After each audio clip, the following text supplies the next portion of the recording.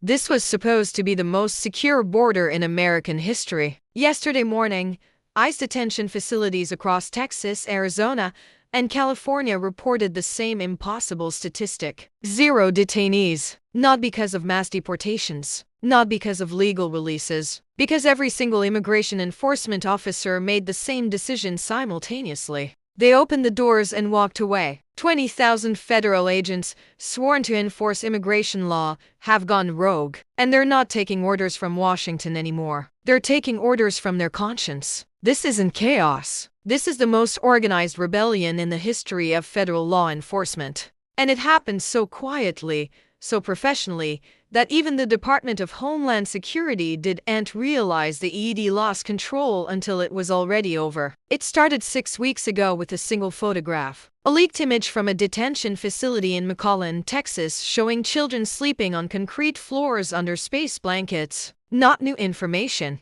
We'd seen these images before, but this photograph was different. It was taken by an ICE agent, a 20-year veteran of immigration enforcement who couldn't stay silent anymore. Within hours, that photograph was circulating through every federal law enforcement group chat, every Border Patrol WhatsApp thread, every ICE field office break room.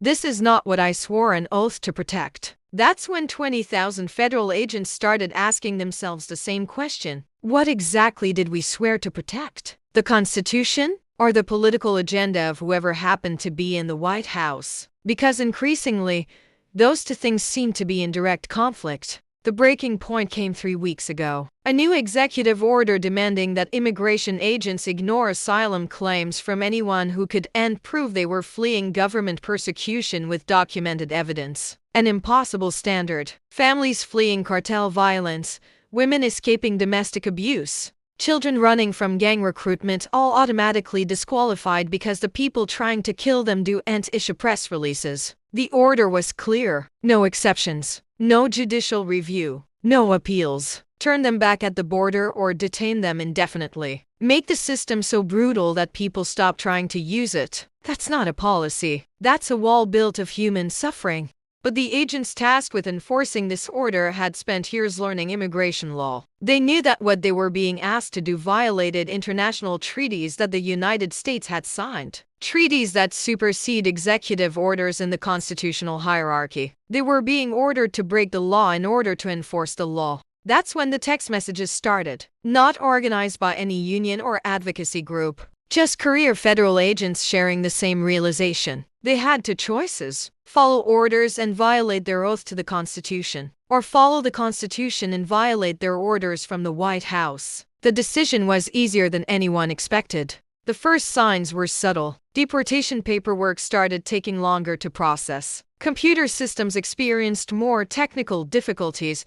Detention facilities reported higher rates of documentation errors that required releasing people while cases were reviewed. Transport vehicles broke down more frequently. Immigration court schedules became mysteriously backlogged. But by last week, the pattern was undeniable. ICE agents across the country weren't just slowing down enforcement. They were actively sabotaging it.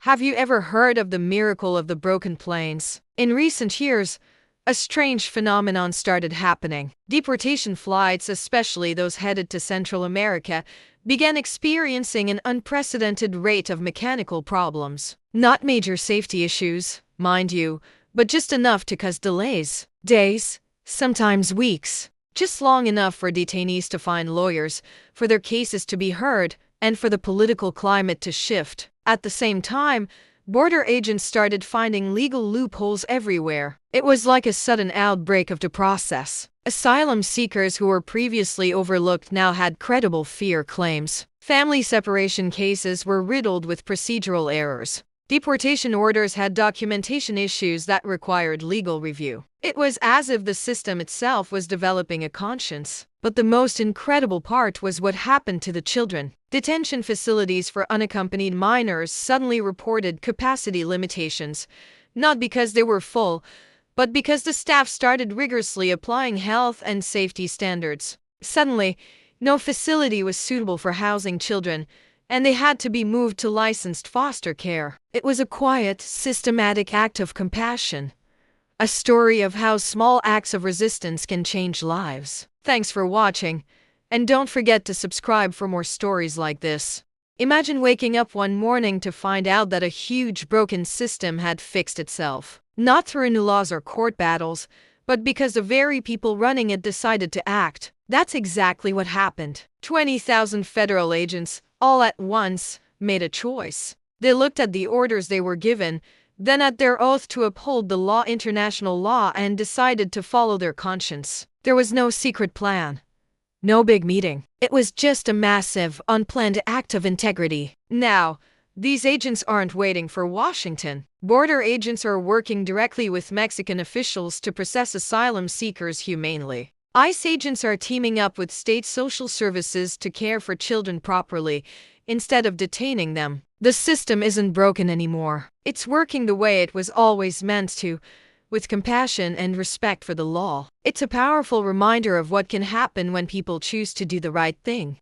But the implications go far beyond immigration policy. Because what we are witnessing is the emergence of a parallel government that operates according to constitutional law instead of political expediency. Career federal agents who have decided that their oath to the Constitution supersedes their obligation to follow orders from elected officials. This is the nightmare scenario for any administration. Not resistance from political opponents, but resistance from the career professionals who are supposed to implement policy regardless of who's in charge. When the civil service stops being civil and starts being selective about which laws they enforce, the entire concept of democratic governance begins to collapse. The White House response has been predictably furious. The president has threatened to fire every agent involved. But there's a problem. You can't fire 20,000 federal employees simultaneously without congressional approval. The bureaucratic process for termination alone would take years. And the agents know this. They've calculated that they can outlast any political administration by simply doing their jobs the way the law requires, not the way politics demands.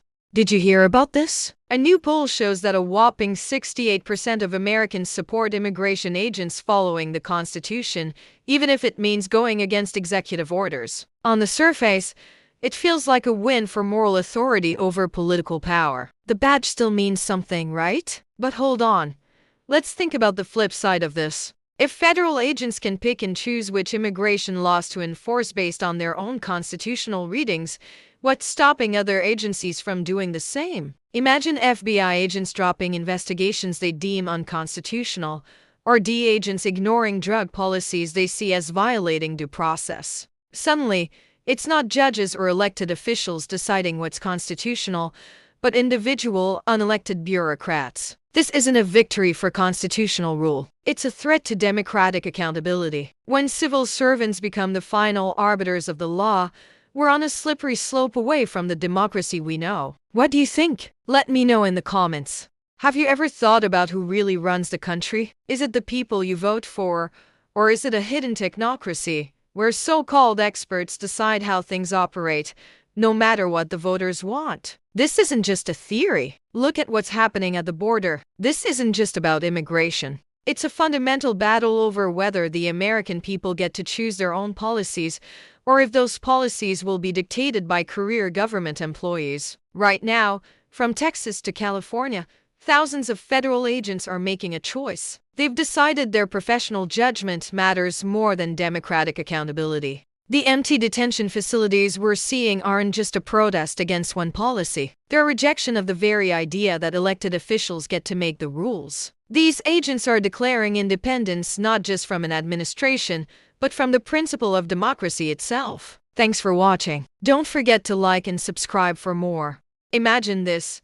Federal agents at the border, faced with a terrible choice. They see children sleeping on concrete floors and believe the orders they've been given are unconstitutional. So, they open the doors. On one hand, they're following their conscience, protecting what they see as fundamental law. But on the other hand, they're ignoring the democratic authority that put those policies in place. This creates a huge problem. If agents can pick and choose which orders to follow based on their personal beliefs, does your vote even matter anymore? This isn't just about the border. It's about whether expertise and individual conscience can override the will of the people. It's a trap. Following illegal orders is wrong, but so is undermining the democratic process. The real issue is that the system itself is broken, forcing good people into impossible choices. The only way out is to fix the system, but how can we do that if the very people meant to enact change decide they know better than us?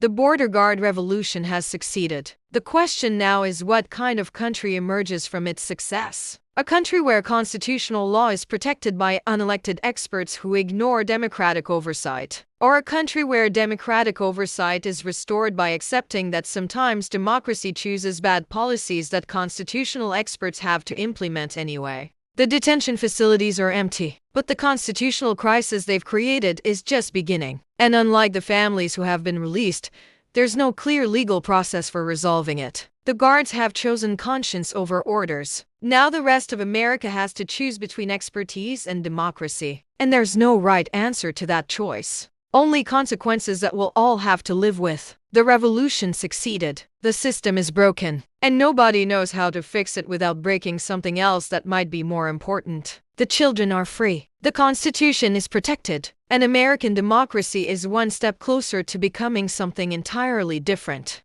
Something that might be better. Or something that might not be America at all.